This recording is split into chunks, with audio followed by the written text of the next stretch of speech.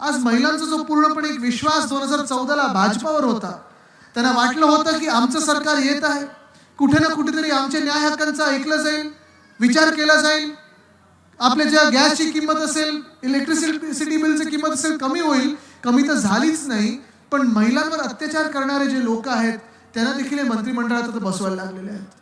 दुर्दैव आपल्या राज्याचं हे आहे.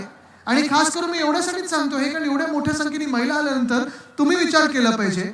ह्या महाराष्ट्राच्या मंत्रिमंडळात 2 मंत्री असे आहेत, एक ज्यांच्यावर घाणेरडे आरोप झालेले आहेत, ज्यांना उद्धव साहेबांनी मंत्रिमंडळातून गेट आउट करून काढून टाकलं होतं, गद्दार होता, त्यांना ह्यांनी मंत्रिमंडळात बसवलं. आणि दुसरे असे आहेत ज्यांनी एका महिला खासदाराला एवढ्या घाणेरड्या शिव्या दिलेल्या आहेत, पण त्यांना देखील काढण्याचं या मिंदे सरकारने हिंमत केली नाहीये. पलीकडे गुजरातमध्ये जर आपण पाहिलं तर गुजरातमध्ये देखील बिल्किस बानो नावाची एक बाई